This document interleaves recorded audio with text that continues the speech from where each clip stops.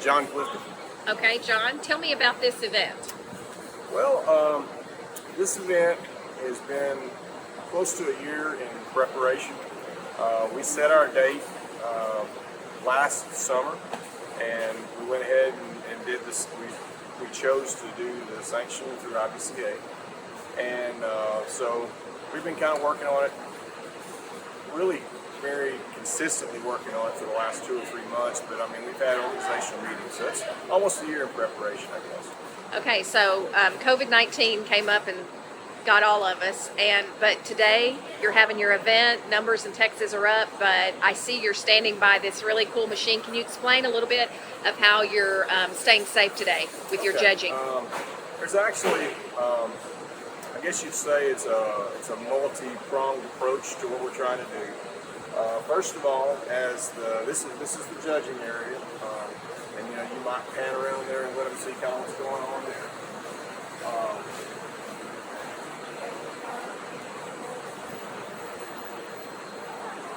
But basically what we've done, we do a health screen on each judge that enters this pavilion is a secured pavilion from the standpoint of all the judges as they enter.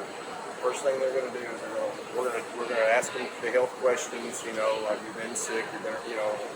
All of the things that the Governor Abbott has posted on his Reopen Texas site, and we've added a few turns and twists. These are actually portable hand wash stations. So they have the hand sanitizer, antibacterial liquid soap. Where they work, just step on the foot pedal, and then the water comes out here. Okay. After we've checked their temperature, after they've answered all the health questions, they come over here, wash their hands down, dry them off, then they go over and they take hand sanitizer, the foaming hand sanitizer, spray that. Then they put gloves on. When they're seated at a table, there's basically knives and forks in their own plastic Ziploc bag. Then there's also a paper sack. Okay, what they do is they use one set of new knives and forks for every sample. Each judge is typically expected to sample about 15 individual entries. Then after that, they throw those knives and forks, and they pass the plastic sack. And then when they get finished, they take their own plastic sack, carry it over, and drop it in the dumpster.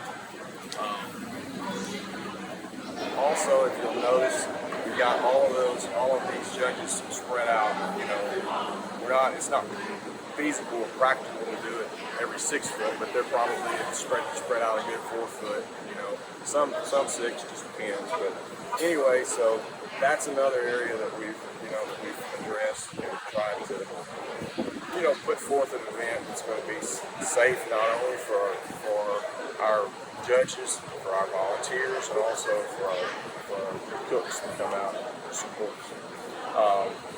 Over in the second pavilion is where we had the chief cooks meeting last night. What we did there, and IBCA, by the way, has taken a lot of photos because they're keenly interested, because now they're doing their sanction based on a cook-off by cook-off basis. So if you have, in other words, they can basically accept your, they can extend an invitation, or if for some reason you're not complying and trying to keep people safe, then they don't have to sanction. But what we did over on the other pavilion, which is where we'll have our awards and all that, we've limited that to chief cooks only. Normally you would have probably, on a 50-team cook-off, you might have 200 people have present at awards. But what we're doing is we have 60 chairs over there. So those 60 chairs are spread out 8 foot apart, and then the throws are 8 foot apart. And so there's only one representative, chief cook only, at that chief cooks meeting. At the award ceremony. Okay, what we're doing, we basically have a PA system that will broadcast, over the loudspeakers inside the park. And then we also we have someone that's going to live stream by Facebook the award ceremony. So any of the team members that are out still at their spaces would have would still have the ability to kind of be a part of it and kind of watch the awards and how they go. So that's pretty much the way we did on the social distancing side. Okay, that's good. Do you mind if we walk over here and you tell me just a little? We'll just step right out into the sun, if that's okay. Sure. And you can kind of tell me a little bit about the car show and how that came about to be a part of this event.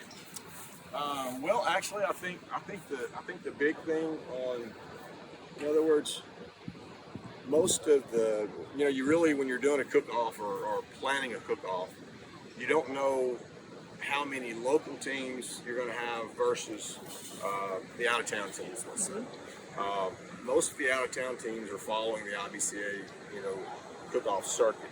So they may not have, they'll have the people that they would typically have, they might visit amongst themselves, but as far as having people that, they're not going to drive a couple hours, to come out and hang out with them typically. So basically what we did is we felt like we needed, in order to draw some of the local crowd out here, we felt like we needed a companion event. And so Pat McCulley, who is she's the car show chairman, she she's one of the ambassadors on the chamber. So I asked her, would she entertain doing a car show, and she said, well, yeah, I do. So anyway, so it's a good asset for us to have. It gives people another reason to come out and see what's going on. Hopefully we get a